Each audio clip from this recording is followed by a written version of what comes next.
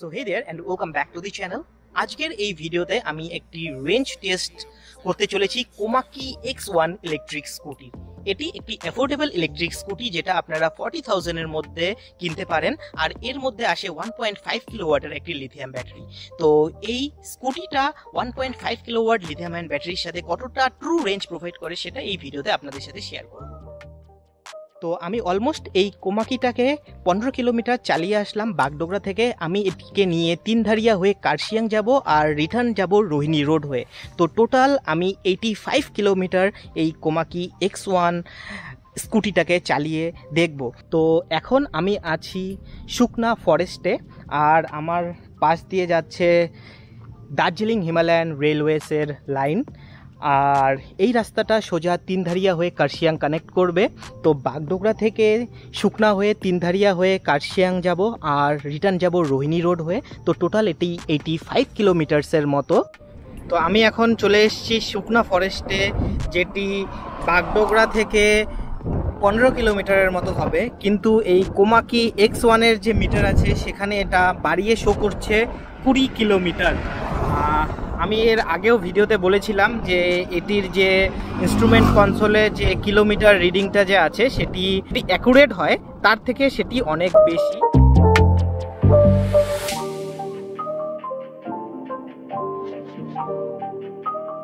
তো এখনও অবধি আমি এই কোমাকি X1 ইলেকট্রিক স্কুটিটাকে 31 কিলোমিটার অবধি চালিয়ে ফেলেছি, আর এখন আমি ক্রস করলাম রংটং। 31 কিলোমিটার এটির অডোতে শো করছে, বাট রংটং বাগডোগরা থেকে আপনার হার্ডলি 25 থেকে 26 কিলোমিটার হবে। তো 25-26 কিলোমিটার আমি অলরেডি এই স্কুটিটাকে চালিয়ে ফেলেছি, আর এখন আমি আপ হিল যাচ্ছি। তো এই সময় এটি বেশি ব্যাটারি কনজিউম করবে, কিন্তু যখন আমি এটা নিয়ে ডাউন হিল ড্রাইভ করব সেই সময় আশা করি এটার সেরকম ব্যাটারি ড্রেন হবে না। ইনফ্যাক্ট এর আগের বার যখন আমি ডাউন হিল এই কোমাকি X1টাকে চালিয়েছিলাম সেই সময় এটির অটোমেটিক ব্যাটারিটি চার্জ হয়ে গেছিলো। যদি আপনারা বেশি পিছনের ব্রেকটি ইউজ করেন তো আমি এইখানে যে ভোল্ট মিটারটা আছে সেখানে দেখতে পারবেন যে ভোল্টগুলো ইনক্রিজ হচ্ছে। যদিও কোমাকি X1 এর কোনো অফিসিয়াল ওয়েবসাইটে এটা মেনশন করা নেই যে এর মধ্যে রিজেনারেটিভ ব্রেকিং আছে, কিন্তু হ্যাঁ, এটি যখন ডাউন হিলে আপনি চালিয়ে আসবেন সেই সময় এটির ব্যাটারিটা অটোমেটিক চার্জ হয়।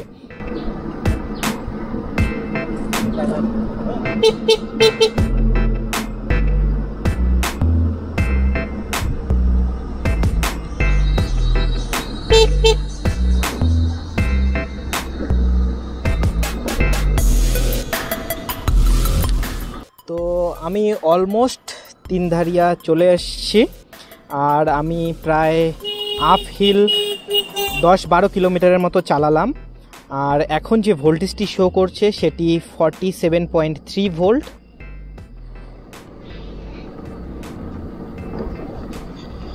তো এখন আমি তিনধারিয়া ক্রস করে চলে আসছি, আর আমার সাইডে তিনধারিয়া স্টেশন। এখান থেকে কার্শিয়াং আরও 20 কিলোমিটার আপহিল। তো দেখা যাক, অলরেডি মেঘের জন্য খুবই অন্ধকার হয়ে গেছে, আর হালকা হালকা বৃষ্টিও পড়ছে।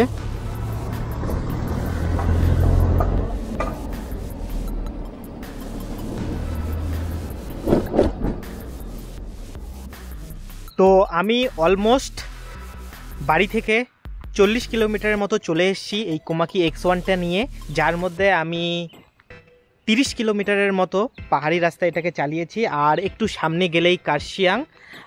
ওয়েদারটি খুব খারাপ হয়ে গেছে হঠাৎ করে, এবং মেঘলা হয়ে গেছে, তার জন্য খুব তাড়াতাড়ি অন্ধকার হয়ে গেছে, আর হালকা হালকা বৃষ্টি পড়ছে। এখনও অবধি এই স্কুটিটিতে সেরকম কোনো সমস্যা দেখা দেয়নি এই আপহিল ওঠার সময়। কার্শিয়াং থেকে তো ডাউন হিল, সেই সময় কোনো অসুবিধা হবে না। এখনও যে ভোল্টেজ এটা শো করছে সেটি 46 ভোল্ট শো করছে, আর এখনও আরও প্রায় 5 কিলোমিটারের মতো আমাকে উপরে যেতে হবে। তো আশা করি আমি উঠে যাব, আর নামার সময় এটি চার্জ হয়ে যাবে, আর আমি আশা করি যে আমি এটা নিয়ে সেফলি বাগডোগরা অবধি পৌঁছে যাব।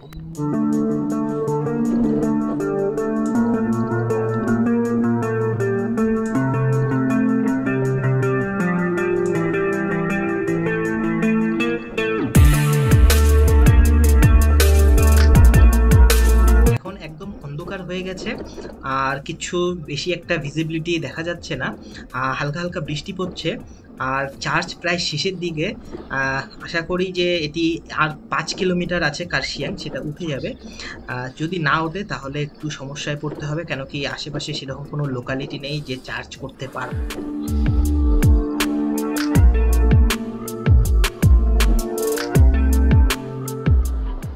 তো এখন আমার ব্যাটারি একদমই শেষ, আর আমি একদম পাহাড়ের মধ্যে, একদম জঙ্গলের মধ্যে ফেসে গেছি। তো দিনের বেলা হলে হয়তো আমি আর 3-4 কিলোমিটার হেঁটে উপরে গিয়ে কোথাও চার্জ করে চলে যেতে পারতাম, কিন্তু যেহেতু রাত হয়ে গেছে আর আমি রিস্ক নিলাম না, আর আমার ব্যাটারিটা একদমই শেষ হয়ে গেছে আর আগাচ্ছিল না, তো তাই আমি ডিসাইড করলাম কি না, এখন আমি এটাকে রিটার্ন নিয়ে চলে যাই, যেদিক দিয়ে এসেছি সেদিক দিয়েই আবার রিটার্ন হয়ে চলে যাই। আর উঠছে না, তো ম্যানুয়ালি হেঁটে ঠেলেই এটাকে তুলতে হবে। জানি না অন্ধকারে কতটা দেখা যাচ্ছে। আমার পিছনেই একটি ঘর, ওই যে সামনে লাইট আছে, তো সামনে কোথাও গিয়ে একটু যদি চার্জ করা যায় তো এটাকে চার্জ করে নিব। তো লাস্ট যেটা দেখলাম 42 ভোল্ট অবধি এটা চলেছে। তো আমাদের এই রেঞ্জ টেস্ট ভিডিওটা পুরোপুরি ফেলড হয়ে গেল। আর হয়তো 3-4 কিলোমিটার উপরে উঠলেই, যদি উঠতে পারতো স্কুটিটা, তাহলে আর এই সমস্যাটা হতো না, তাহলে আমি রিটার্ন চলে যেতে পারতাম। তো এখনও লাস্ট বাস যেটা আছে সেটা চলে গেল হয়তো তিনধারিয়া হয়ে কার্শিয়াং।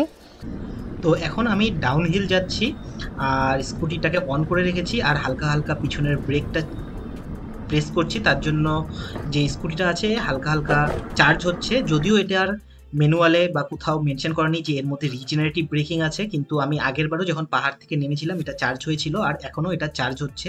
তো মোটামুটি 20 কিলোমিটারের মতো যদি এরকম ডাউন হিল আমি চালাই তো স্কুটিটা চার্জ হয়ে যাবে। তারপরে আশা করি আমি এটা 10 কিলোমিটারের মতো আরও এক্সট্রা রেঞ্জ পেয়ে যাব। তো আমি টপ পর্যন্ত গিয়েছিলাম, টপ পর্যন্ত ছিল 45 কিলোমিটার। 45 কিলোমিটার এটি আপহিল চলেছে, আর এখন আমি এটা দিয়ে 20 কিলোমিটার থেকে 25 কিলোমিটার মতো ডাউন হিল এটাকে নিয়ে যাব। তো আশা করা যায় যে হ্যাঁ, এটা 70+ রেঞ্জ প্রোভাইড করবে পাহাড়েও, যেহেতু এটি আপহিল আর ডাউন হিল মিলে। আমি একদম নিচে নেমে চলে আসি সুকনা স্টেশনের কাছে। এখন এটাকে 1 নাম্বার মোডে দিয়ে চালাচ্ছি, এখন আর ডাউন হিল নেই।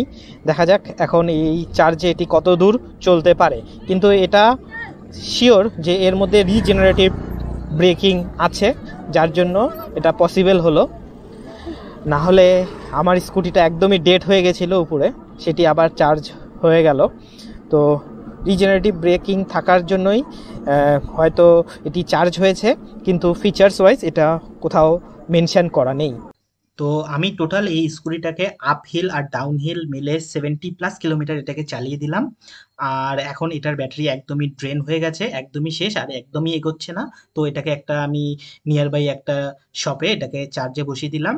এখান থেকে চার্জ হয়ে গেলে আমি বাদ বাকি 4-5 কিলোমিটার ঘরে চলে যাব। তো হ্যাঁ, কোমাকি X1 ইলেকট্রিক স্কুটিটা 1.5 কিলোওয়াট লিথিয়াম ব্যাটারির সাথে এটা আপনাদেরকে 70+ রেঞ্জ সবসময় প্রোভাইড করবে।